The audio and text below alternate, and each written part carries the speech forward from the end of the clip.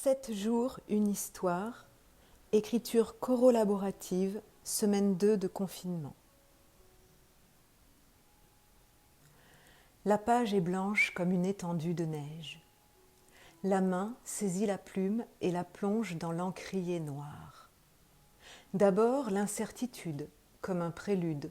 La rature est interdite, la fausse route proscrite, à nouveau se confronter à ses limites. Puis, l'encre part à la dérive. C'est un comble. Les mots ne sont plus contrôlables, ils se précipitent. Comme les étincelles de feu, ils crépitent. Ils s'entrechoquent sur les bleus de l'âme. Quand l'âme se coupe, les armes et les larmes coulent, car autour le monde s'écroule, la foi interne est chamboulée.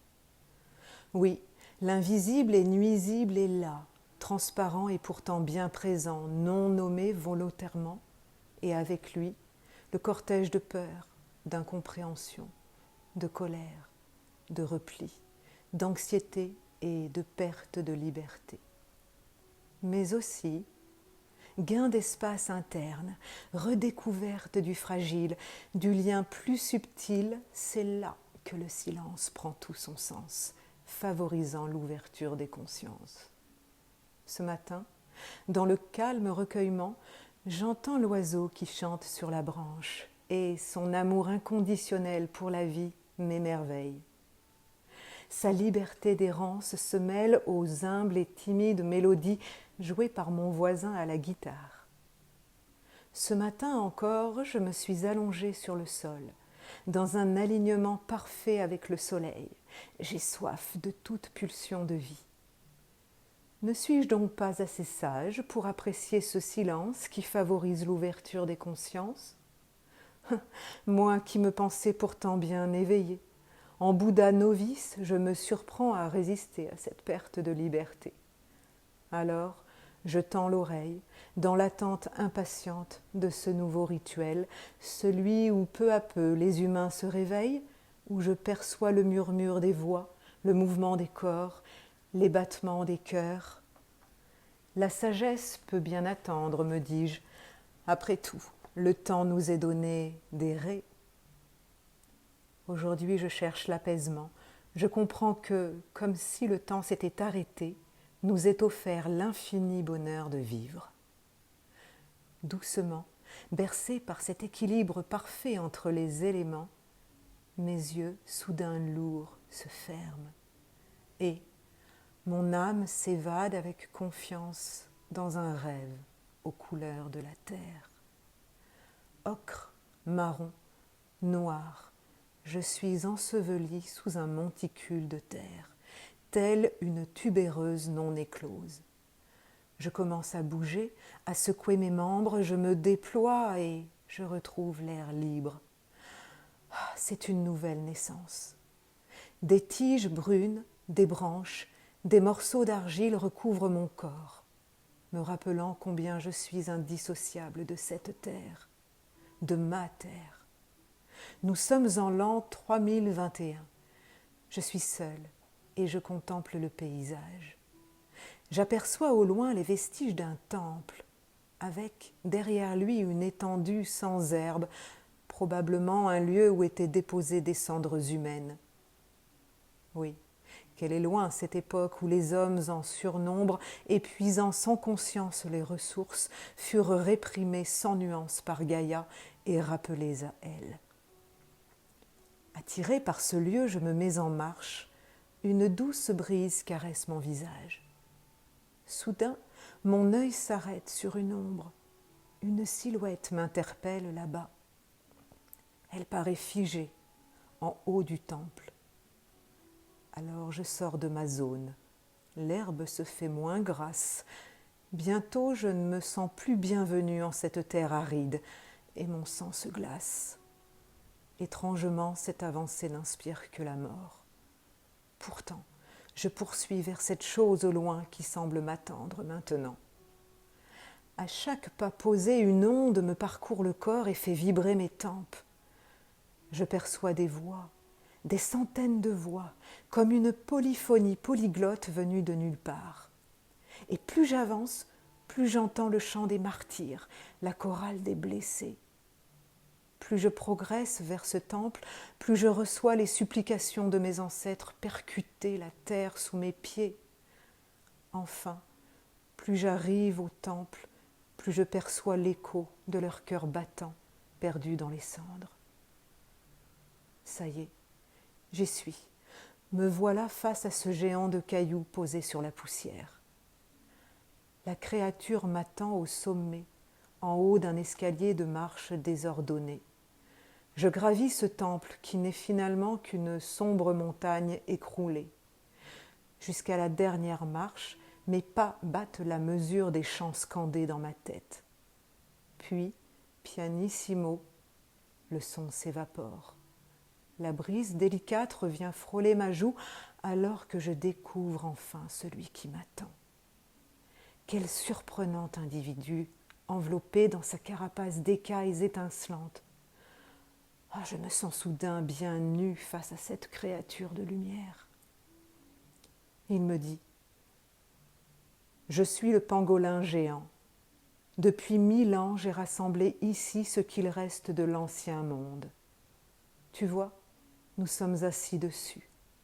Et regarde là-bas, il n'y a plus rien qu'un vaste vide.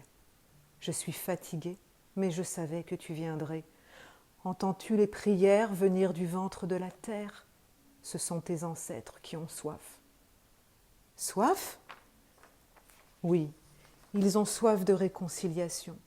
Ils t'attendent depuis longtemps, et depuis tout ce temps ils pleurent. Toi seul, racine de la terre, peux les libérer. Toi seul, enfant de la terre, peux les délivrer. Mais que puis-je faire pour soulager leur souffrance? Les pardonner. Les pardonner de quoi? Accorde-leur ton pardon de ne pas avoir su écouter le message de la terre il y a 1000 ans. Accorde-leur ta bénédiction, et le chant des suppliants cessera. Alors, tu pourras marcher en paix vers le monde qui t'attend. Mais comment faire, le sais-tu? Je sors brusquement de mon rêve dans un sursaut. Je m'étire, me déploie et inspire un grand coup. Ah, le chaud soleil est toujours là, posé sur moi, imperturbable à mon moment d'égarement. La guitare continue de chanter à côté. Oui, le goût du printemps est bien là. Pourtant, l'espace d'un instant, j'ai l'impression d'avoir traversé le désert. J'ai soif. Soudain, j'ai très soif. J'attrape mon agenda et je me demande « On est quel jour déjà ?» Oh, puis finalement, peu importe. Je le repose. Ai-je vraiment envie d'attraper demain comme j'ai déjà attrapé hier? Non. Stop. Je n'attrape pas. Je n'attrape plus à part ce verre d'eau qui m'appelle comme une source. Je bois. Mais je ne prends plus. Je ne veux plus. C'est fini. Ce temps est révolu. C'était le temps d'avant la prise de conscience, d'avant le réveil, le temps qui a mené le monde à sa perte, le temps de la mort avant le réveil, le temps d'hier. Oui, j'ai soif, j'ai très soif. Et plus je m'abreuve, gorgée après gorgée, plus j'ai soif. De vie, d'espace, d'ouverture, d'écoute, de présence, d'amour. Alors non, je n'attrape plus. Mais il me faut rester vigilante, je le vois bien. Je ne suis pas complètement guérie. Oui, je le sens, cet atavisme qui reste quelque peu collé à la peau de l'espèce humaine, à ma peau. Mon rêve de 3021 est là, comme une ombre en filigrane de cette journée de printemps. Je repose mon verre, rassasié, et je m'interroge encore. Et si nous devenions des êtres nouveaux? Et si nous laissions les scories mentales de prédation avec les cendres de nos morts? Et si de cette nouvelle terre naissait l'être qui œuvre à ouvrir sa conscience? Je sors sur mon balcon et j'observe mon voisin. Il chante à présent pour accompagner ses accords. Et je trouve ça beau cette harmonie, cette tendresse entre son instrument, sa voix et son corps. Je contemple les mots générer les gestes, et les gestes les attitudes, Ah, j'inspire profondément l'oxygène que m'apporte ce simple spectacle de balcon. À cet instant, oui, je sens qu'il est possible de désapprendre ensemble la soumission qui tue la vie. À cet instant, oui, je sens qu'il est possible de faire une place à la beauté de la différence, à la beauté de l'être renouvelé. Cet être, blotti au plus profond de moi, émerge enfin. Il a soif d'amour inconditionnel et universel. Pourtant, tout est là depuis la nuit des temps pour lui. Il a toujours eu le choix d'exister et de puiser dans ce qui lui était offert de merveilleux à vivre. Seules ses peurs de la différence l'en ont privé. Cette traversée du désert dans mon rêve m'a semblé longue et laborieuse, mais à cet instant précis, elle me semble lointaine.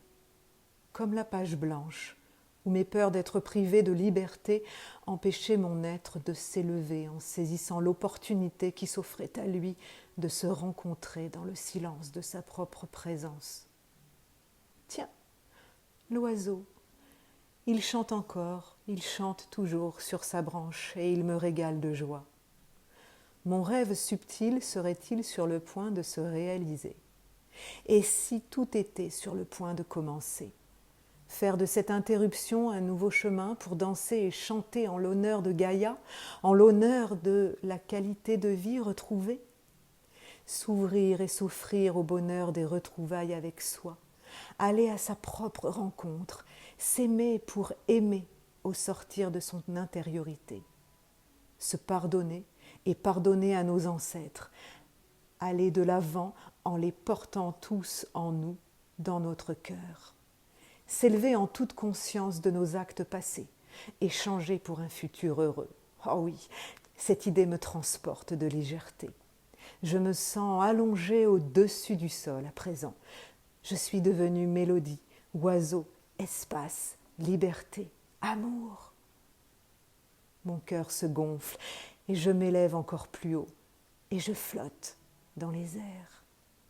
Je perçois cette montagne écroulée qui m'a semblé être un escalier dans mon rêve. Les nuages épais s'écartent comme par magie sur un pangolin lumineux et souriant. Il est en paix désormais. J'ai su comment faire pour trouver le pardon. Son immense sagesse m'a enseigné. Oui, j'ai réussi. Dans ma légèreté retrouvée, je prends soudain conscience de la réalité autour de moi. Je ne rêve pas, non, plus aucune incertitude en moi, juste une foi inébranlable et puissante qui me parle de guérison. Alors, je choisis d'aller vers la vie et je choisis de dire oui à cette espérance retrouvée. Alors, lentement je me redresse et lentement je me glisse à ma table face à la feuille blanche posée. Je plonge ma plume dans l'encrier, le cœur palpitant et les yeux émus, je commence à écrire. Chère Espérance, je m'appelle Amélie. Je suis née il y a 65 ans.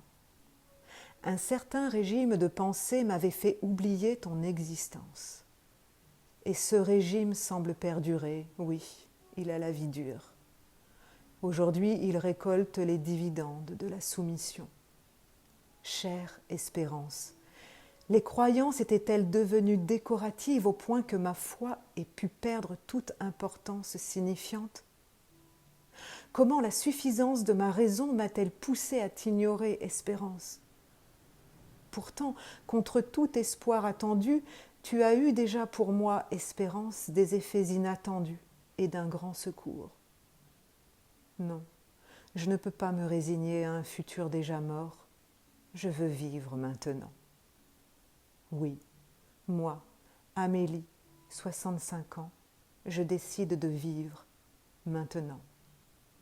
Comment expliquer dans le confinement de mon logement ce changement évident qui s'opère en moi? J'ai une telle envie de partage. Je n'ai jamais rien vécu de pareil et les médias assombrissent chaque jour l'horizon. Alors oui, Espérance, je veux bien croire en toi, que tu te répandes en chacun et que nous parlions de guérison, puisque le temps est venu.